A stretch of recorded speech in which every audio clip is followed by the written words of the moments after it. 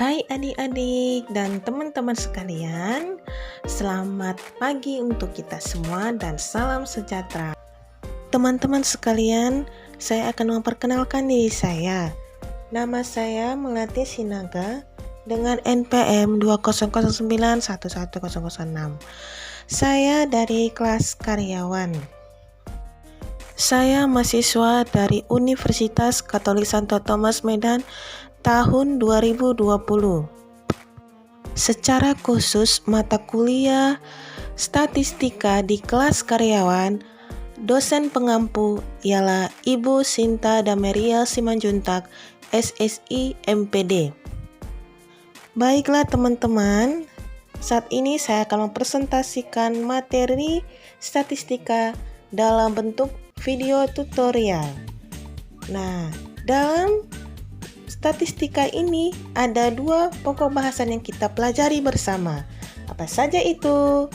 Nah, yang pertama itu satu, teknik pengumpulan data, dan yang kedua, teknik penyajian data. Teman-teman tetap ikuti slide selanjutnya. Teman-teman terkasih, dalam materi statistika ini pertama tadi kita pokok bahasan yang pertama itu judulnya teknik pengumpulan data.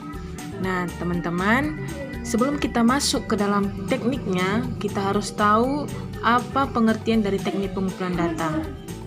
Di sini saya akan memaparkan menurut Kamus Besar Bahasa Indonesia, pengertian teknik pengumpulan data adalah proses, cara, perbuatan mengumpulkan atau menghimpun data. Teknik pengumpulan data ialah teknik atau cara-cara yang dapat digunakan oleh peneliti untuk menghimpun data. Teknik itu merupakan juga suatu metode yang menunjuk suatu kata yang abstrak dan tidak diwujudkan dalam benda, tetapi hanya dapat dilihat penggunaannya itu melalui angket, wawancara, pengamatan, ujian atau tes, dokumentasi, dan lainnya. Nah, pengumpulan data ini dilakukan untuk memperoleh informasi yang dibutuhkan dalam mencapai tujuan penelitian. Tujuan itu diungkapkan dalam bentuk hipotesis yang merupakan jawaban sementara terhadap pertanyaan penelitian. Jawaban itu masih perlu diuji secara empiris dan inilah dibutuhkan pengumpulan data. Berikut contoh pada gambar ini yaitu angket, wawancara, pengamatan, ujian atau tes, serta dokumentasi di sekolah. Dalam materi ini menunjukkan bahwa peneliti dapat menggunakan salah satu atau teknik tergantung dari masalah yang dihadapi atau yang diteliti. Nah, dalam teknik pengumpulan data diperlukan instrumen. Nah, instrumen itu apa? Instrumen itu adalah alat yang dipakai untuk mengerjakan sesuatu. Seperti kamera, pensil, ballpoint, buku gambar, dan sarana penelitian lainnya. Itu untuk mengumpulkan data sebagai bahan pengolahannya. Teknik pengumpulan data yang diperlukan di sini adalah teknik pengumpulan data yang paling tepat sehingga benar-benar didapat data yang valid dan reliable. Nah, dalam penelitian itu langkah yang pertama ya tentu menentukan terhadap proses dan hasil penelitian yang akan dilaksanakan. Dalam prakteknya, pengumpulan data ada yang dilaksanakan melalui pendekatan penelitian kuantitatif dan kualitatif. Nah, kondisi di sini, pengertian pengumpulan data diartikan juga sebagai proses pengumpulan data. Nah, di sini dimaknai bahwa kegiatan penelitian dalam upaya mengumpulkan sejumlah data lapangan yang diperlukan untuk menjawab pertanyaan penelitian itu untuk penelitian kualitatif. Kalau yang kuantitatifnya itu yang menguji hipotesis. Slide ini kita melihat secara umum teknik pengumpulan data. Yang pertama itu observasi atau pengamatan. Menurut ahli Nasution tahun 1998, observasi itu adalah dasar semua ilmu pengetahuan. Sedangkan ahli Spartley tahun 1980 bahwa penelitian kualitatif memiliki tahapan objek yang observasi. Tahapan observasi itu ada 3 yaitu deskriptif, terfokus, dan terseleksi. Yang objek ini observasi yaitu ruang, pelaku, dan kegiatan. Nah, ketiga objek itu di sini kita melihat bahwa ruang atau tempat dalam aspek fisiknya itu pelaku. Nah, pelaku itu semua orang yang terlibat dalam situasi. Kegiatan apa yang dilakukan dalam situasi, serta objeknya itu benda apa. Perbuatan itu tindakannya seperti apa, serta kejadian atau peristiwa merupakan rangkaian kegiatan, waktunya, serta tujuan apa yang ingin dicapai serta perasaan yang dirasakan. Yang kedua adalah kuesioner, disebut pula angket.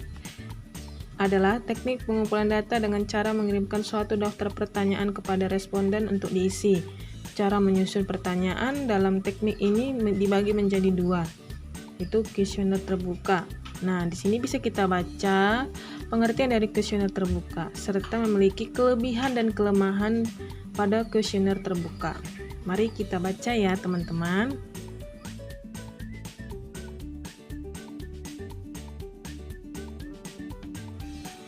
Setelah itu ada kuesioner tertutup, yang merupakan di mana pertanyaan yang dituliskan telah disediakan jawaban pilihan, sehingga responden tinggal memilih. Nah, dalam tertutup ini juga mempunyai kelebihan dan kelemahan. Baiklah teman-teman, kita baca dalam hati kita ya.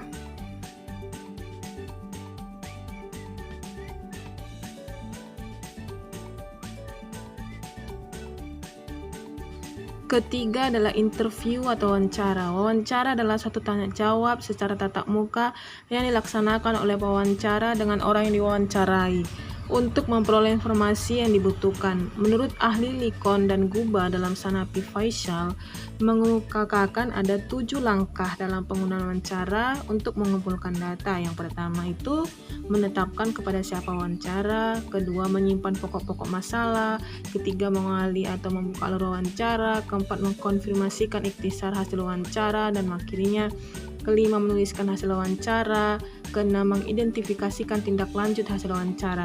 Nah, jenis pertanyaan yang dapat ditanyakan itu pengalaman dan perbuatan responden, pendapat, pandangan, tanggapan, pengetahuan, penginderaan, apa yang dilihat dan dengar, serta latar belakang pendidikan atau pekerjaan, daerah asal, dan sebagainya.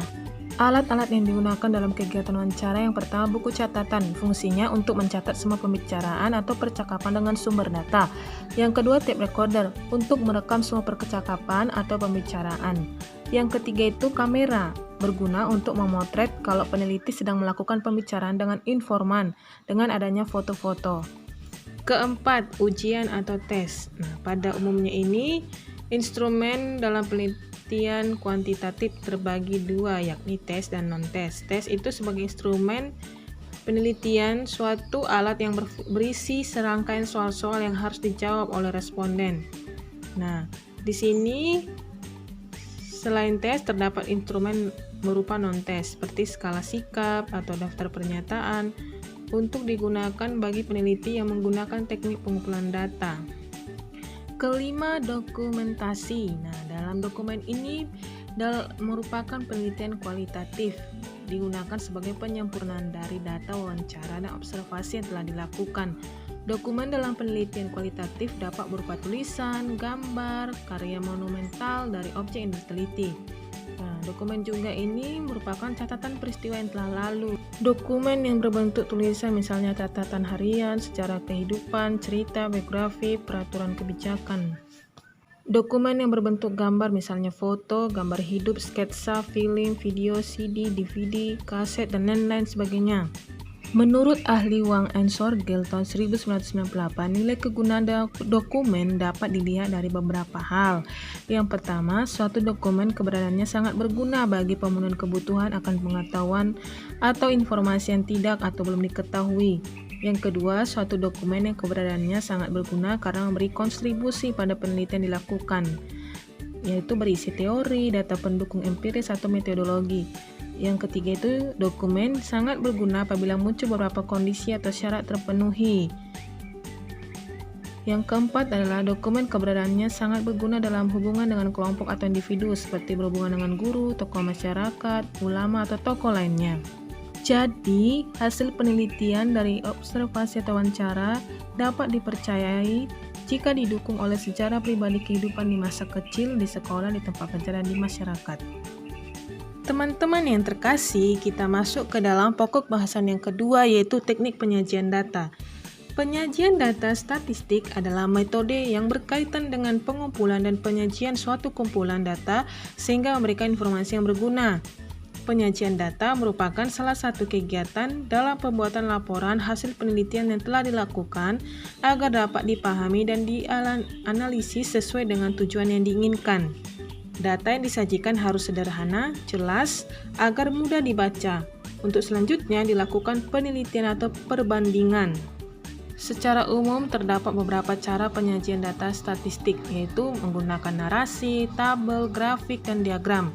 Nah, di sini juga mempunyai tujuan. Yang pertama, memberi gambaran yang sistematis terhadap peristiwa. Data lebih cepat ditangkap dan dimengerti, memudahkan dalam membuat analisis data dan membuat proses pengambilan keputusan dan kesimpulan lebih tepat, cepat, akurat, dan tersusun dengan rapi. Di sini juga memiliki fungsi penyajian data. Yang pertama, menunjukkan perkembangan suatu keadaan dan mengadakan perbandingan pada suatu waktu. Nah, kita bahas satu persatu cara penyajian data. Yang pertama adalah narasi. Narasi adalah cara penyajian data hasil penelitian dilakukan dalam bentuk kalimat. Misalnya, penyebaran penyakit malaria di daerah pedesaan pantai lebih tinggi bila dibandingkan dengan penduduk pedesaan pedalaman. Atau misalnya penerapan sistem online di kampus tahun ini lebih buruk daripada tahun-tahun sebelumnya. Penyajian data dalam daftar atau tabel. Nah, di sini merupakan kumpulan angka-angka yang disusun menurut kategori-kategori tertentu dengan sistematis. Tabel adalah kumpulan data yang disusun berdasarkan baris dan kolom. Baris dan kolom ini berfungsi untuk menunjukkan data terkait keduanya, di mana titik temu antara baris dan kolom adalah data yang dimaksud. Misalnya, berat badan manusia menurut jenis kelamin, jumlah pegawai menurut pendidikan, jumlah penjualan menurut jenis barang dan daerah penjualan, dan lain-lainnya.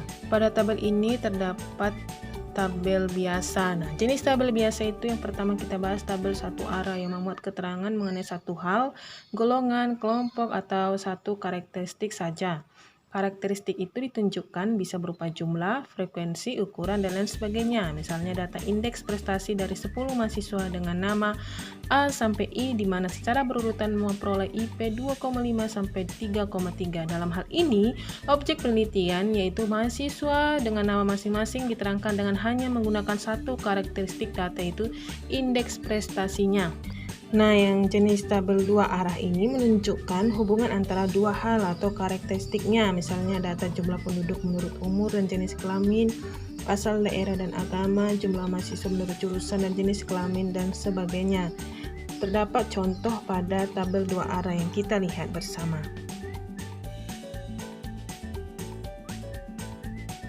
Nah, tabel tiga arah ini menunjukkan hubungan dua hal atau dua karakteristik yang berbeda, misalnya data produksi kedelai menurut jenis, varietas, dan daerah panennya. Nah, bisa kita lihat bahwa produksi kedelai berdasarkan varietas dari panen dan jenis tanahnya. Pada gambar ini kita menunjukkan bahwa tiga arah itu yang mana dimaksud, yaitu dalam kolom varietas kedelai dan baburungan serta Khair Harapan. Nah, contohnya itu kedelai Sindoro, yakni 68, Pasir 69, dalam Harapan 72 dan 69. Total keseluruhannya itu 278. Keempat ini adalah tabel baris kolom, adalah tabel-tabel yang dibuat selain dari tabel kontingensi dan distribusi frekuensi, yaitu tabel yang terdiri dari baris dan kolom yang punya ciri tidak terdiri dari faktor-faktor, yang terdiri dari beberapa kategori dan bukan merupakan data kuantitatif yang dibuat menjadi beberapa kelompok. Contohnya, tabel daftar IP seorang mahasiswa pendidikan statistik. Ini merupakan sumber dari data primer, contoh dari baris kolom yang kita lihat pada gambar ini. Kita masuk ke bagian grafik. Nah, grafik adalah lukisan pasang surutnya suatu keadaan atau turun naiknya hasil statistik dengan garis atau gambar. Nah, jenis grafik ini adalah yang pertama kita bahas, grafik histogram atau batang. Merupakan grafik dari distribusi frekuensi suatu variabel. Tampilan histogram berupa peta-peta 4 persegi panjang. Sebagai sumbu horizontal boleh memakai tepi-tepi kelas atau batas-batas kelas atau nilai variabel yang diobservasi. Sedang sumbu vertikal menunjukkan frekuensi. Untuk distribusi bergolong atau berkelompok yang menjadi absis adalah nilai tengah dari masing-masing kelas. Kita masuk ke grafik kurva, merupakan perataan atau penghalusan dari garis-garis poligon. Gambar poligon sering tidak rata karena adanya perbedaan frekuensi data skor, dan data skor itu sendiri mencerminkan fluktuasi sampel. Pada gambar ini kita lihat bersama ya. Yang ketiga, grafik garis dibuat biasanya untuk menunjukkan perkembangan suatu keadaan.